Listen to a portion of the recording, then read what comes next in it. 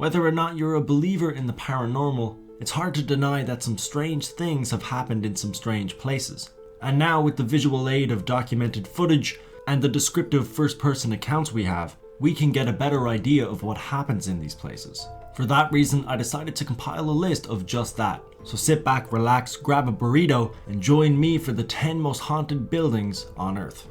Number 10 is Chateau de Brissac. This French manor house was built in the 11th century. It is still up and running today, however paranormal experiences have been described. The manor has a dark history, as it was the site of a double murder. Apparently this resulted in the manor being haunted by a spirit known as the Lady in Green. First-hand accounts say that she wears a green dress and her face resembles a rotting corpse. That's a bit harsh now. Number 9 is the Monte Cristo Homestead. This bad boy is a historic Australian property in New South Wales that is home to a pretty dark past. It was built by a local pioneer known as Christopher William Crawley in 1885. He moved in with his wife, and after he died, Miss Crawley locked herself in the house for 23 years. Since her death, people have reported sightings, with caretakers saying that strange things happening and hearing moans are not uncommon. It was purchased in 1963, and it now operates as a museum and an antique store. Of course, it is also a tourist attraction, as it advertises itself as Australia's most haunted house. A bit cheeky. Number 8 is Thousand Doors. Thousand Doors is an Indonesian landmark. After its opening in 1907, many ghost sightings took place there. What fuels the rumors that this place is haunted is that a Dutch woman committed suicide inside the complex. This has increased the amount of tourists the complex attract, and there was also a horror film made in 2007 based off the legend. Number 7 is Old Changi Hospital. Known as one of the most haunted places in Singapore, Old Changi Hospital was founded in 1935. During the Japanese occupation, the area was used as a large prison camp, and the Japanese secret police apparently used it as a torture chamber. Other reports say that Japanese soldiers were actually executed there. These two speculations fueled the rumors further, and many sightings have taken place since. Number 6 is the Sallie House. The Sallie House is named after the girl who haunts it. Occupants and investigators who have entered this house have left the area with scratches, burns, and cuts. Full body apparitions and objects flying through the air happen on a consistent basis. Reports also state that more spirits have entered the fray since Sallie, making this a pretty scary place. Okay.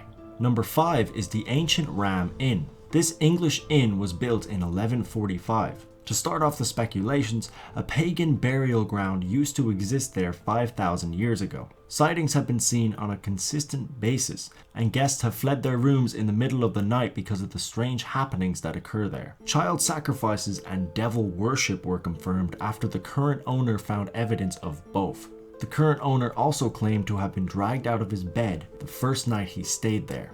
Number 4 is the St. Augustine Een Lighthouse. This lighthouse was built in 1974 in Florida, USA. It is presumed to be haunted by 2 girls who died there during the construction of the lighthouse in the late 1800s. Also, it is known to be haunted by a handful of other spirits. TAP's ghost team looked into it and coined it the Mona Lisa of paranormal sites because of how successful their venture was. Number 3 is Greyfriars Kirkyard. This Scottish cemetery was established in 1561.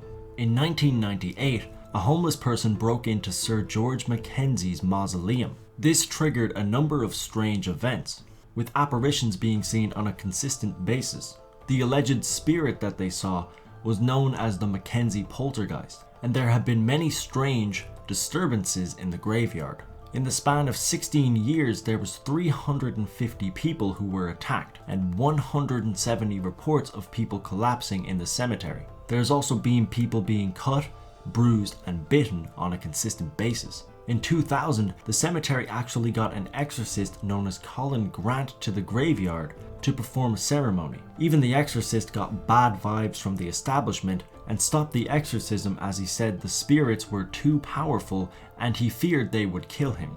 2 months later, he died suddenly of a heart attack. Number 2 is Eastern State Penitentiary in Pennsylvania. Built in 1829, this penitentiary was famous for basically establishing solitary confinement.